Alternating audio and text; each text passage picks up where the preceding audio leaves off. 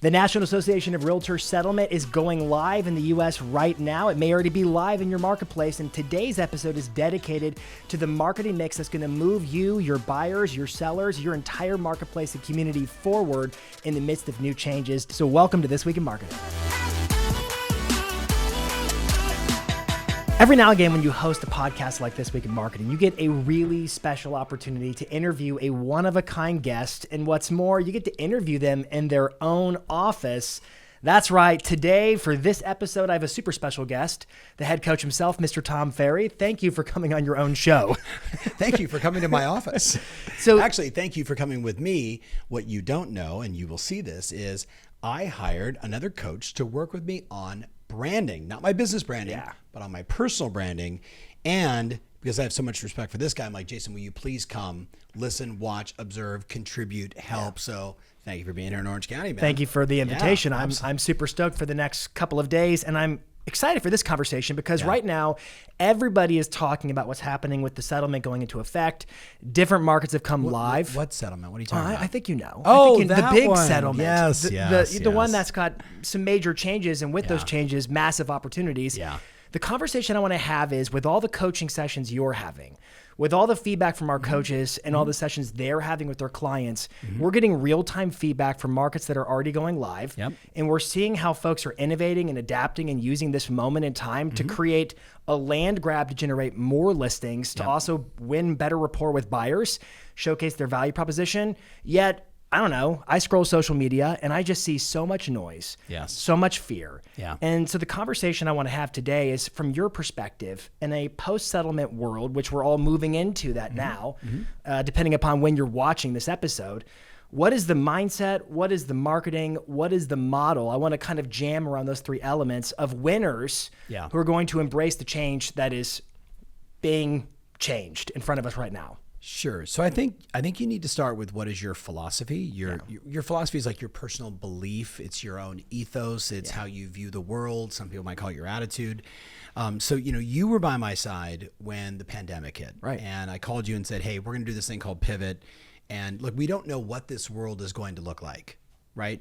We don't know. Like, if you remember, we had no idea, but we knew that things were going to change. And we knew that our clients were going to have a different set of needs. And we knew that we could be a beacon for hope. We could provide value. And we said, hey, we're going to do like 2 shows a week. And it turned into 6 shows a week. It was a lot. Right? And what I mean by that is, see, this is a moment in time where, when faced with crisis, when faced with challenges, faced with disruption, my ethos is embrace it, lean into it. What's the opportunity here? Who can I serve? How can I make a difference? Now, you got to study, you got to learn, you have to understand, you got to do your homework, you got to dig in, you got to not allow your biases to take over and say, well, this is how it is, right?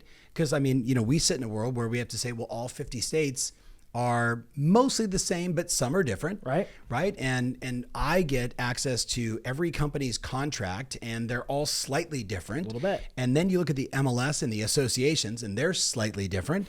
And one could, Jason, panic, and many do. One could freak out, and we certainly have seen these emotional outbursts. And one could even write things in forums that they think are private. And you and I both know you never write anything and you publicize it if you don't want it sometime in the future in the Wall Street Journal, in the New York Times, or on someone's desk at the DOJ. So I find myself, and I know you do too, and I know the person listening does, is that if you have the right mindset about this, you understand that you are right now, imagine you're out on a sailboat and you're trying to go from point A to point B. And point A is where you stand today, and point B is your goal. It's the end of the year, it's success, whatever it looks like. And inevitably, the wind's going to change, the tide's going to change, and you might have some big waves. You might experience some things that are uncomfortable, but if you have a direction, and in this case, I hope the direction is do the best thing for the customer. If you just stay on do the best thing for the customer, then you don't find yourself in a panic. The rough waters might make you nervous. Yes, oh my God, I got to, pull this one down and I got to change this and I got to make this course correct and we got to get ready for the wind. You're going to go through all that stuff. So I guess very simply what I would say to people getting started is we've been talking about this. We have. Since 2018. I know. We really started talking about it in March of this year. Yeah. We've reached about 140,000 people between webinars and live events and everything else. And I think it's binary now. I think there is a lot of people that are listening to this like, nah, I'm going to pass because I already know. And I love you for it. And there's some that are like, okay, what do I need to do? They just need a little more assurance. So I hope that today we can provide just a little more assurance, because here's what's going to happen. By around October, November, this is going to feel like May, June, July, August, September of 2020 during the pandemic. Because when you had to put a hazmat suit on and wear 5 masks and spray down everything and only let one person in to an open house at a time. And oh, by the way, did you have to sign new contracts? Oh, that's right, you did. So we had process change, we had contract change, and we had language change. And you know what you did? You adjusted. That's right. And guess what you will do? Because now we have a contract change and a process change and a language change, and you will adjust. So will the consumer. The consumer adjusted before with you. And so the same is going to be true here. 100%. Did you see Christy Jenks on the 2 Thursdays ago show we did? I missed the show, but I caught up with her. We had a long phone call talking about it. OMG. She did a case study of like 3 clients and how they're getting buyer brokerage agreements signed. They're in Phoenix, Arizona. It went live August 1st, right? New Jersey went live August 1st. My son Steven just put a deal together in escrow. And I was like, did you get a buyer brokerage agreement signed? He goes, I thought that started on. I'm like, no, it started. He's like, well, the good news is I'm writing the offer. We're going to get it signed. Like, I mean, we're all going through it. Everybody's going to be okay. You with me on this? Everybody's going to be okay. So stop panicking. Think about the client, acknowledge the 3 changes, and just move forward. That's my mindset. I love that. And when you think about the client, respect the fact that they're going to want to move forward too. And in fairness, that was August 1st when my son did that, so it was okay. He wasn't bringing any loss. My son's like, whoa, you're throwing me under the bus. It was the first day. It's okay. He got it signed and he got an offer. That's right. Everybody's compliant. Everybody wins. That's right. Okay, so I want to have a conversation mostly centered around the marketing aspects. What are you seeing agents doing? And I want to share some ideas and I want to brainstorm with you about what you're seeing that's moving the needle marketing-wise that's going to help you. You talked about this a second ago. Like you referenced when we pivoted during the pandemic. And I can think back during those times and what I saw for the clients who really leaned in and figured out, okay, let's roll up my sleeves, let's do the work. We saw geometric growth. Unbelievable amounts of repeat and referral business, unbelievable amounts of new client attraction because they were on the front line talking about the new rules and how to do it and that it's okay. And they all leaned into, we can do it safely. We could save you time. I could probably save you money. And most importantly, I'm going to give you the security you want, which is the new home.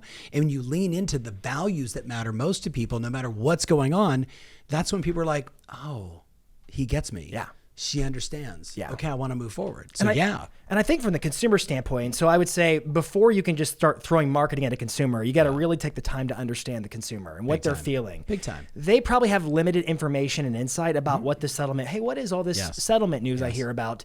But you also have to consider the fact that for the last several years, they've been struggling with affordability. They've been struggling with, in many cases, low inventory, or now there's not low inventory in certain markets. And not in every market. Not every market. Not every market. It's polarized. It just depends on the marketplace. So I guess the opportunity is to use this moment in time to really be, I think, the person who's speaking truth to what are the opportunities and what makes sense. So where would you start if you're an agent today in the wake of the settlement? Where are you going to start with your marketing? So I think about the great Steve Harney, calm down, sit down, think, plan, act, right? So here's the good news. If you're watching this and you're in the US, there's, 400 million people in the country, like whatever that number is, right?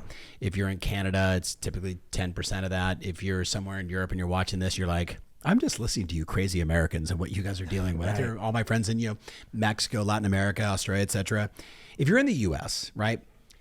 Here's the way I would frame this is we're going to do about 3.9 million individual resale units this year, right? Plus call it 900,000 new construction. So we're going to get roughly to about 5 million transactions. Now remember, buy side, sell side. So, that's the just following the most recent NAR findings. We could see an uptick. We know in 2025, in an election year, we're 9 out of the last 11 years, we're going to see an uptick. But here's my point. So let's say 5 million people, right? Times 2, 10 million out of 400 million are going to buy and sell this year. The rest of them don't really give a shit about it. That's right. They only care about it when either A, they're about to start to transact, And you may have got a phone call from someone that transacted with you a couple years ago saying, do I get my commission back? You know, am I going to sue you now? Like I've literally heard that from clients, right? Some of them, they're past clients, and it's kind of like, I sold them 9 houses and they're like, do I get all my money back because of this lawsuit? Like, you know, that stuff, it's anecdotal, but it's happening. So the first thing I would tell you is if I was thinking about social and I was thinking about marketing, I would be very mindful of who is the audience that I'm messaging to. So if I'm messaging, let's say, for example, in email, in text, in phone calls, to my follow-up, to the X number of buyers that didn't buy because the rates were too high and now they're coming down and I'm trying to re-nurture them, that's going to be a very different message. Like, has anybody taken the time to share with you the new rules? Has anybody explained to you the importance of? I'd be doing a lot of like educational, helping them understand, right? Because I think that's huge. They're in market, right? They're on Zillow, they're on Realtor, they're on Homes, they're on whatever site. So they're active in the game. And even if they, by the way, sales cycles have increased dramatically. We're doing a whole case study on this year at the summit. DJ and Lindsay. Oh, I'm excited for that. The original one we did, like we're looking at literally, here's a client. We just sold them a house. We just put them in escrow. They came in as a Zillow lead 8.5 years ago. Wow. We called them 74 times. We sent them 1,100 emails. Like, it's just like, we're like breaking it down. Wow. And I don't want to do the grand reveal, but if they didn't follow up, it's millions of dollars in commissions lost, because most people are so immediate right now. If they're not ready to do something now, I'll get to them later, and they never do. So back on the point, if I'm thinking modality, like where am I? If I'm in market, then that's going to be very educational. And I would always, as you would too, go video first, then in text. A lot of, has anybody taken the time to explain the new rules? Has anybody shared with you the advantages you now have as a buyer? If you've met with another agent, were they able to articulate how much money they save you? And if they haven't, I want to share a case study of a recent buyer that I worked with. Tom and Kathy, I was able to help them negotiate in market. We're selling properties at 101%. I was able to get them 99.2, saving them 1.9% differential, which totaled $11,000. I was also able to, negotiate this savings, that savings, this savings, that savings. And I find myself as a negotiator on my client's behalf, averaging about $21,000 in savings on every transaction I do. Now, why do I bring that up? Because everybody talks about value, but how do you demonstrate it? Well, the first thing you can do is show them how your negotiation skills saves them money, right? And wouldn't that be easier to say to somebody, I charge 3 bananas, 4 bananas, 8 bananas, whatever you charge in terms of fees or structure, to say, let me share with you first how I save you money. Let me share with you for how I save you time. How I make it more secure. Let me share all these things with you. And if somebody hasn't taken the time to, if someone is just going to show you houses, I don't know, that's probably in the range, and you're going to be mad when I say this, that sounds like Uber fees. Right. But if someone can articulate that they save me a lot of money. So again, in market modality, I love that. How are you going to save me money? How are you going to save me time? Has anybody taken the time? Has anybody, if you're very analytical, would you like someone to walk you through the contract? Has anybody showed you the options of, dependent upon your state, because everyone's different, a one-party show agreement, a one-day show agreement, no risk signing an agreement, like all these different options to remove the barriers and make it easy, right? So modality would be my first one, thinking just follow up. So let me get your take on this. Do you think it's a good practice for an agent right now? They've got their database, they've got sphere of influence contacts, they have past clients, and as to your point before, only a fraction of people are in market right now. Yeah. And so if you're not really in market, you're not really paying attention. Their social feeds aren't as inundated with the news about the settlement as ours are. They've heard little, wonderings and little headlines about it, and that's about it. Yep. Would you go on the offense?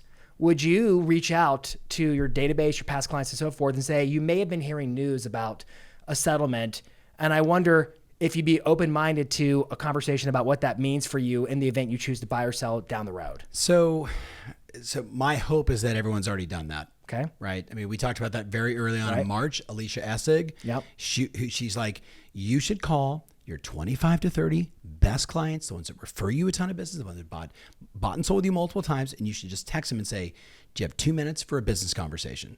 Mm-hmm. And they're going to go, yeah, what's up? And you call and you go, hey, Jason, just want to let you know, news is recently released and here's what's going on. And this is what it means. What questions you have.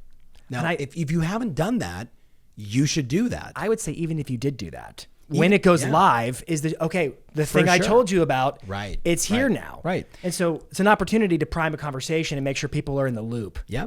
I think another one too is never underestimate the power of surveys. Never underestimate the power of polls, right? Like on Instagram and everything else. Yeah.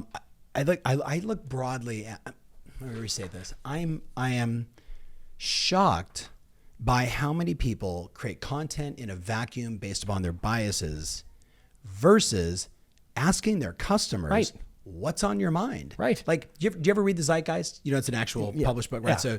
So if you read the Zeitgeist, it's kind of like, I would liken it to, maybe for my generation, Mad Magazine. Maybe for your generation, it could be South Park, right? Like both those were the Zeitgeist. Walt Disney studied Mad Magazine cover to cover, right? Because it was telling him what kids were thinking about as he was then creating products and services and solutions and parks, right? And South Park today, as funny or controversial as that is for you, once again, it is pointing out the obvious stuff that's happening in our society that you're like, oh, that's what's going on. Well, surveying is maybe an easier way for you and I to reach out to your clients, do a Survey Monkey, and just say, have you heard about the recent lawsuit, settlement in real estate? Yes or no? And then the next day you can say, so I just published a survey and I asked 1,400 of my clients, would it shock you to hear that 82% of them had not even heard about the settlement? I think the reason why, and you tell your opinion about it. I think the reason why is there's 400 million people or whatever the number is in America. And guess what? Only 10 million of them are actually in market. So the vast majority of people, you know what they're thinking about? Their lives, their kids, what's going on for summer, what am I going to do on Labor Day? Do I have enough money? Yeah. You know, who's going to be the next? They're thinking about all that other stuff, right? So I think it's just understanding that. And you and I know you can go really deep, but I would survey like no more than 3 questions.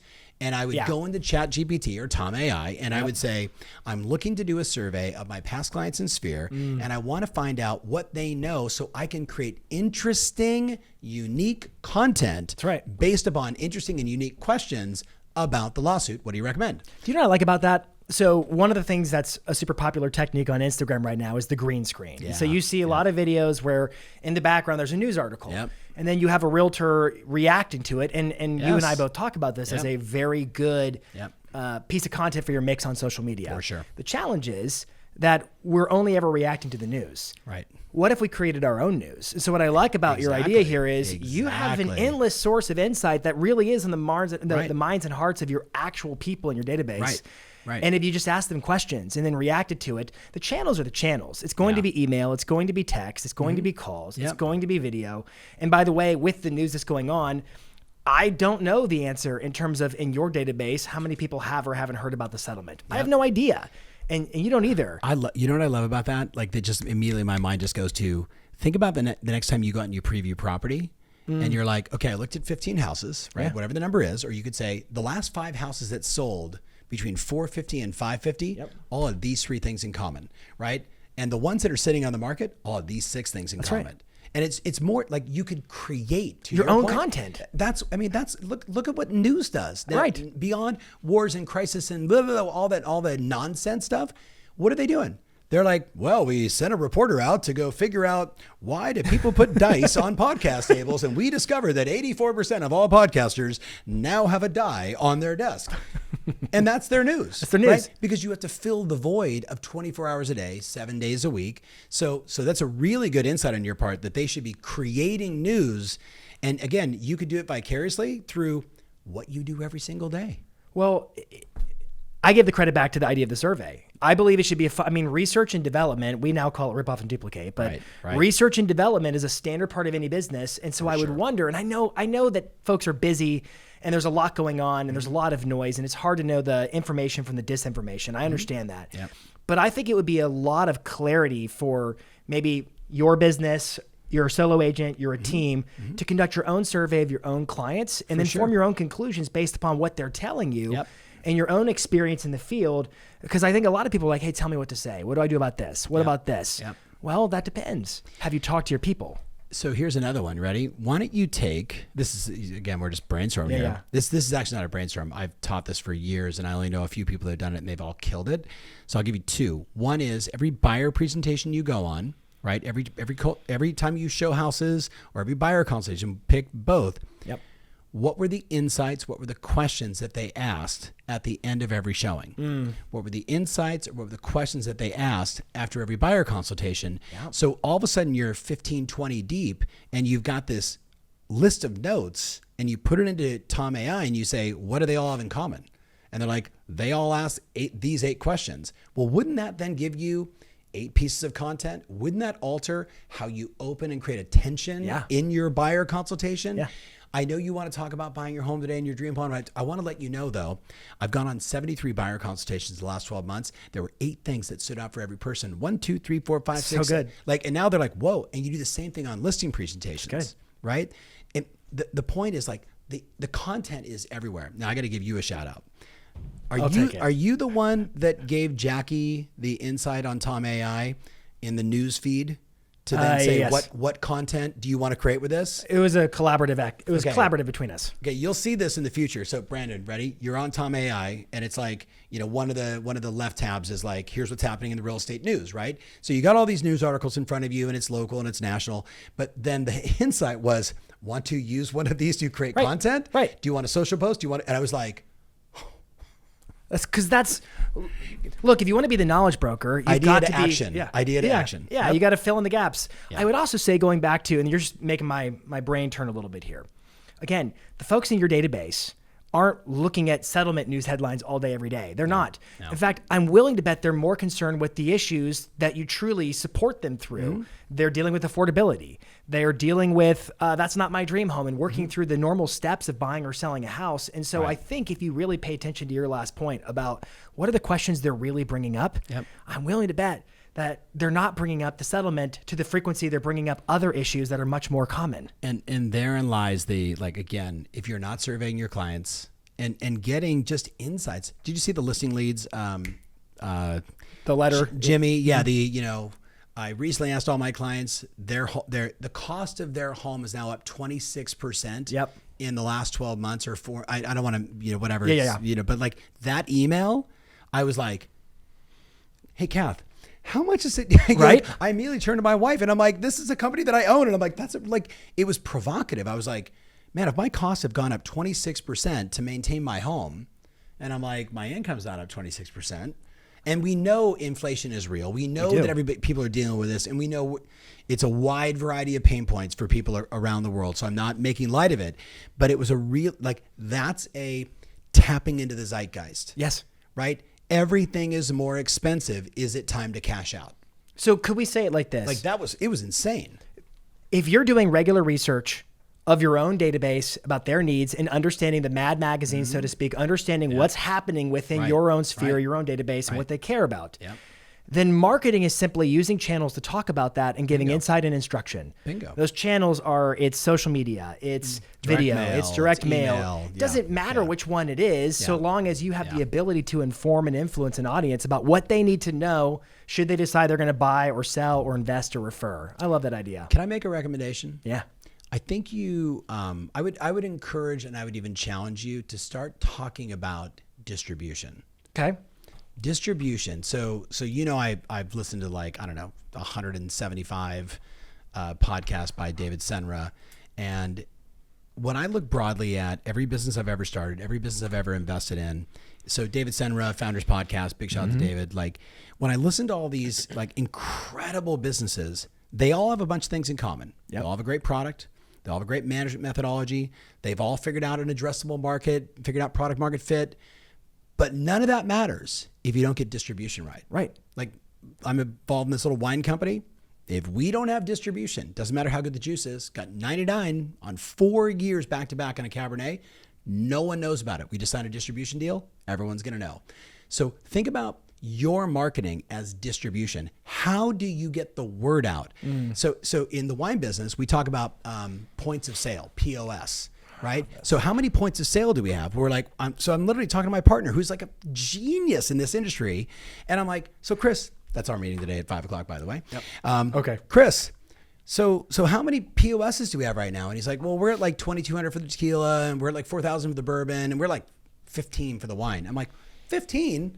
We're never going to sell any wine. Like, you have 15 points of sale for your business. You're never going to generate any leads.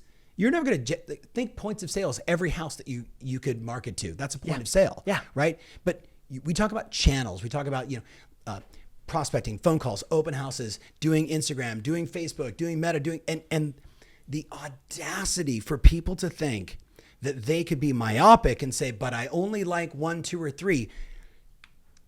I want to lovingly grab you by the shoulders and say, Good okay, squeeze the stress ball, squeeze the stress die. Are you open-minded? Because I don't care how the person finds me. I just care that the person finds me. So I'm not going to have any biases. So I think just distribution, the way your mind works, like if you start thinking like broadly distribution and the way every other industry does distribution, right? Why does every major real estate company have an office? Why does Anywhere have 7 different brands? Right. Distribution. Why do those brands have hundreds or tens or thousands of offices, sometimes in distribution? Why do they want to have 300,000 agents? Distribution. Right. Why do agents want to have an email database? Distribution. It's the whole game. I think we almost need to stop talking about marketing. Well, I'm kidding. I think I'm going to give a witty response to that. This week in distribution. This week in distribution. I can't wait to see the logo for that. So I've been thinking about this. I've been thinking about the difference between an audience and ads. And that might sound funky, but a lot of people, a lot of marketers, they'll just CTA the living daylights out of an ad. Like there's so many, how do I frame this? A lot of people have a yellow pages mentality where if I can just put my big sign that says, I'm over here, hire me at 555, 5555, then I'll get my conversion ratio of whatever that number is. And make sure you do AAA. Yeah. Because then you're the first of that. That's right. Absolutely. There's going to be someone that's like 30 who has no idea what no I'm idea talking where about right yellow now. pages, Yes. huh? As far back as I go is the yellow pages. Yes. But when you're cultivating an audience, if you think about your sphere, if you think about your database, if you think about your farm, if you think about your email list, if you think about the people who've already opted in to listen to your perspective because they see thought leadership and they're subscribing to that, those are the people that you're going to distribute your knowledge to. So when I think about distribution, what's being distributed? Yes. I would argue you're distributing your knowledge and insight about a marketplace because you're providing a service that helps guide people into making the smartest decisions about buying and selling. And a lot of agents, and I'm being this is probably a little bit too snarky, but a lot of folks find themselves in a position of, I just want to work with buyers and sellers. Where are they at? Come to me. Yeah. But that's not how it works. God, I wish it was easy. I wish it was easy like that, but you don't just print buyers and sellers. No. Instead, you win them over. You just pay 35 to 42% off the top. Yeah. And you have to have immediate rapport. If you're lucky enough to get the account. Yeah. And you have to have immediate rapport and high conversion skills and be ready for a lot of churn. Can I challenge you on that? Yeah. You're saying, I'm distributing my message. I think distribution, so I think that's messaging. I think that's marketing, right? Distribution is every way that I get to their house. So the channels that you work through. I get in front of their eyes, Yeah. right? It's the reason why if somebody calls me and says, hey, like I'm really successful in my marketplace. I'm thinking about billboards. I'm like, yeah, you should do it. Right? Like, really? I'm like, yeah. Like, absolutely. By the way, do people go to movies in your town? Like, I know it's not as cool to go to movies anymore. I wish it would come back because I'm a big movie fan. But like, now they finally have comfy chairs. Right. All this time. Drinks and food and sushi, which I don't know about sushi to whatever, but that's my own. Why'd they hold out? Right. But even like going to the movie theater and seeing a really compelling, interesting ad with a QR code for a real estate agent, I'm like, yeah. The FARs do that. FAR Group Northwest. Right. They run movie theater ads. So that's a point of sale. That's a point of distribution. Yeah. Right. Now the message, that's the content. That's the marketing. That's I'll buy that. So I'm talking about like distribution broadly is like all the ways that you can get in front of customers. All right. So I'm going to geek out for a second. Right. So there's a term in marketing called integrated marketing. Integrated marketing means when you're working your marketing message through all the different channels, that there's an alignment between the channels. Correct. So you don't feel like it's multiple different storylines that are completely disconnected. Yep. So it needs to be connected distribution. Yep. We've talked about it on the show before, one of our podcasts. In psychology, there's a term called the frequency illusion. Yeah. And what the frequency illusion says in a marketing context is that when a customer sees your messaging in an email on Facebook, and then they get the postcard and they receive it across multiple different channels, that it creates an illusion that they are seeing and hearing from you more frequently than they really are. And so people ask me the question pretty often, hey, what's the #1 marketing channel to invest in? And I'm like, well, by only investing in one channel, you're actually making that one channel cost more than it would if you invested in multiple channels. Correct. So I think when you're talking about distribution, it's almost this encirclement element. How do I encircle the mind share of my marketplace so I can really have influence on what they need to know that would give them information to make informed choices? Bingo. And I think in terms of CTAs, if you take the time to do the research and find out what do your people care about, where are they at, and then you're like, well, I know how to solve that. I know how to mitigate that. You just found your CTA because you can solve that gap. You can close that gap for them. And that becomes whatever your email is and your postcard is and everything is. And so I guess my big takeaway, which I wasn't intending on getting here today. Yeah. But if you invest Was there an agenda? mindset model marketing. Okay, that's right. I was like, I'm talking to Tom Ferry. We're going to go wherever we go. Yes.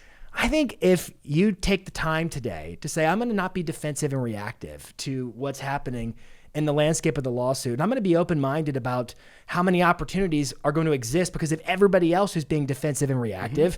And I'm going to, instead of being worried, I'm going to listen to the needs of my customers. And if I can just understand where they're at and what they care about, and then I can solve those problems, you're going to crush it. What are you writing? I have two thoughts. First, I have to say, I am so proud of you. You are so smart. No, like, you were. I mean, you're so well versed. No, but I mean, you're so well versed. Just thank you. Just thank you. Thank you. You know what I mean? Like for the community. Like I don't know if there was a way for everybody on the podcast to clap. Just thank you. Thank you. So there's a like button and a subscribe button. You can hit that. There we go. There we go.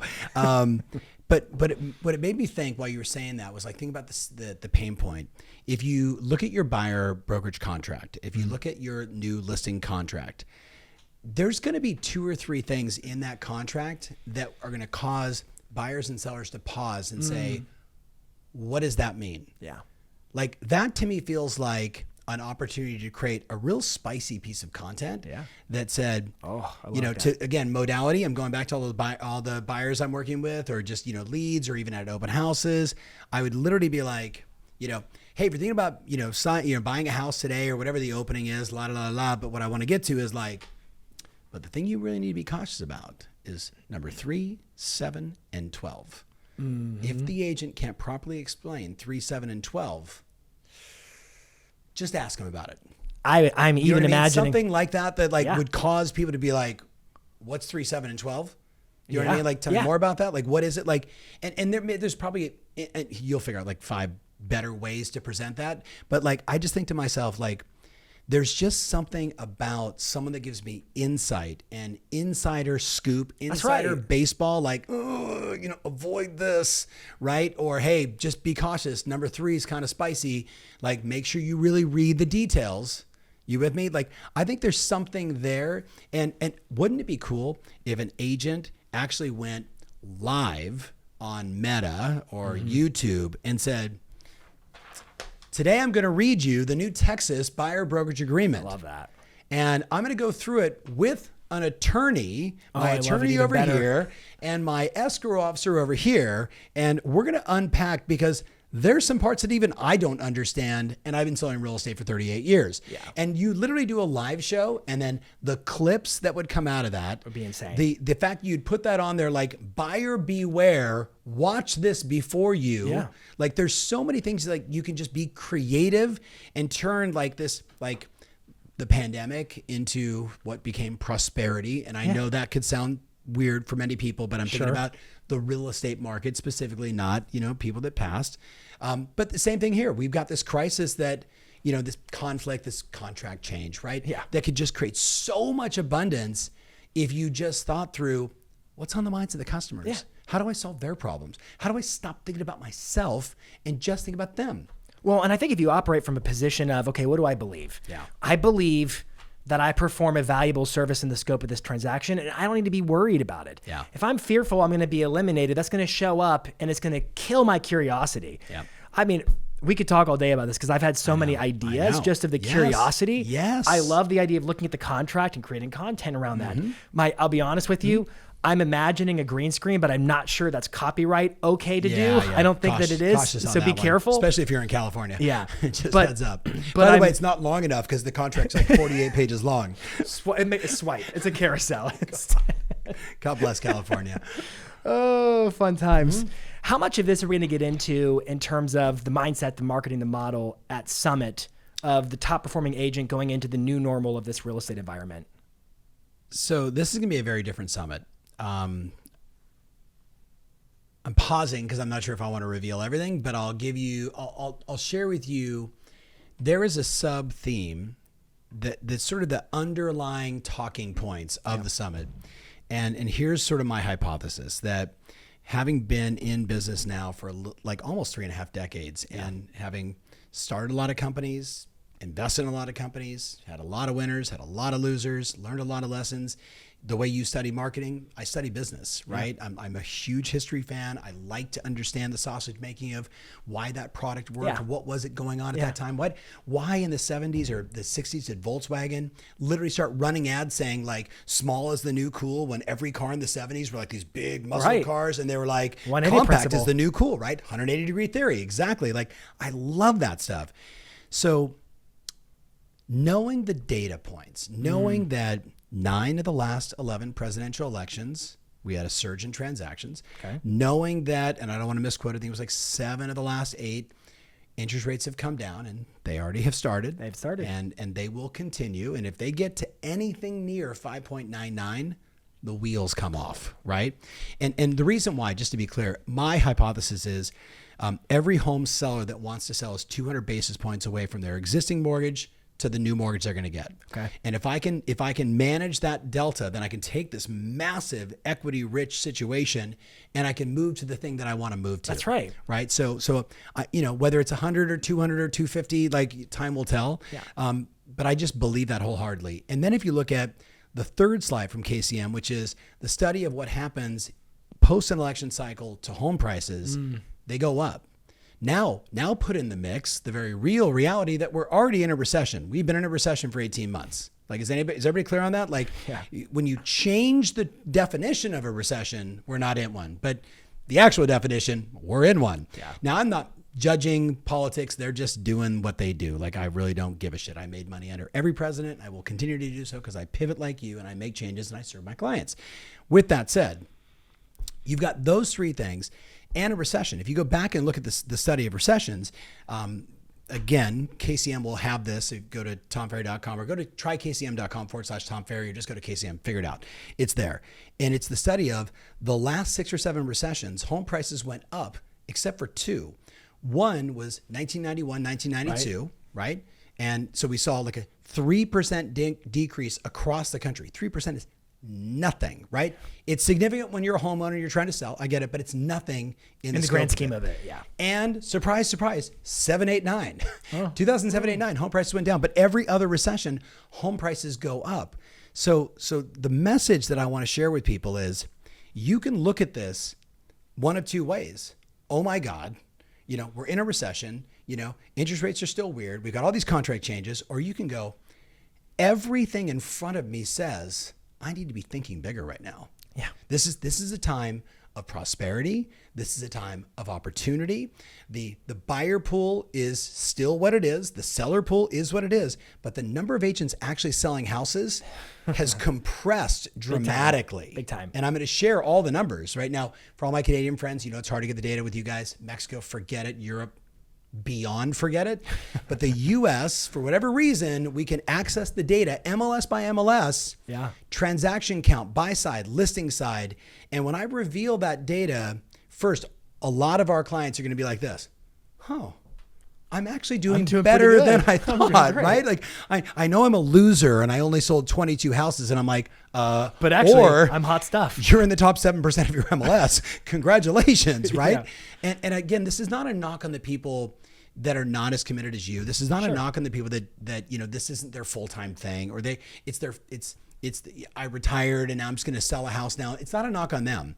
But what we're seeing is this compression of the very best and their ability to move beyond the immediate and start forecasting for the 100 days after the summit, for all of what 2025 can unfold. Now, could there be a black swan moment? 1,000%. Yeah. But I would like to err on the side of ambition. I'd like to err on the side of more. I'd like to err on the side of being more opportunistic, not Pollyanna. I want to be the center for the Lakers, but I'm 54 and I'm 6 foot and I can't play basketball. So like, it's not that. It's not like I'm going to go 20x my business. No. You know what? I'm going to look at the addressable market in my area. I'm going to look at the competition. I'm going to look at my existing distribution. I'm going to look at my existing marketing, and I'm going to make 3 to 5 macro or micro adjustments. They're going to get me more reach, more message, more appointments. More appointments equals more contracts equals more satisfied clients. Winner, winner, chicken dinner. I think 2025, not for all, but for a lot, is going to be a banner year. Not for everybody. What do you think is going to be the difference? It's going to start first with their mindset. It's what we started with. What's your psychology? What's your ethos? What do you believe to be true? I'm not going to give you the numbers, but I was texting with our client, Ken Posick, yesterday. Yes, Kenny. Big shout to Ken. Ken is having an absolute record year. He's having his best year ever. Best year ever. No one told him that the rates were really high and inflation was here and interest rates were crazy. And I guess he didn't get the memo? No, he just wanted to serve more people and offer more value. Right. And so I think that is, you can call it Kool-Aid, you can call it hokum, you can call it whatever you want, but if you can't get your head into a space of seeing opportunity, then you are blind to the possibilities of what could be in front of you, because the reality is whatever you believe it to be. Right. And so if you're just saying, oh, well, we saw compression on buy-side commissions already, I saw the headlines. Yeah. But what you're not looking at is, what about how many sides? What about how big it gets? Right. By the way, commissions will go down. Yeah. Just not for you. Exactly. Right? Listen, commissions will go down because weak agents who don't know what to say, who can't say, let me show you how much money I'm going to save you. Is anybody taking the time to show you? Bingo. They will do it for less. So count on seeing the averages if we ever get that data again. Yeah, count on seeing that go down. But that doesn't mean it's going down for you. Like I'm telling all my besties, like, hey, let's just, again, if you're listening to the audio, my hand is in the middle, my hand is dropping below the middle, and my hand is going above the middle. If you're watching on video, I say, you better very quickly realize what is the market average, right? Yep. Because for it to be the average, that means agents do it down here, and that means some do it up here. So there's always going to be the need for a Ritz-Carlton in the market. That's right. And a Motel 6 and a Marriott who sits in the middle. And I think Marriott actually owns all three of those companies. They're a really good There's a lesson in that too. Right. So the question is, you have to ask yourself, who am I serving and what level of service am I going to provide? And how am I positioning myself? And I know you're going to talk about brand, and you and I are about to go do a branding thing. And brand is very much on my mind right now. So if you wanted to ask me what's the other degree of separation, those with a brand, when they do their marketing, it just gets amplified like crazy. People without a brand do marketing.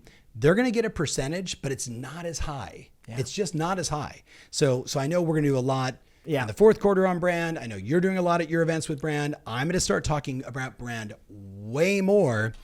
And again, we're not talking about like your new brochure.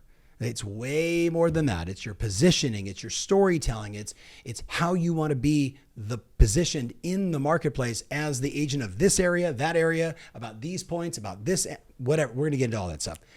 Brand. I love it. Brand. I lost my point on the other idea. Well, okay. So I get too excited. Okay.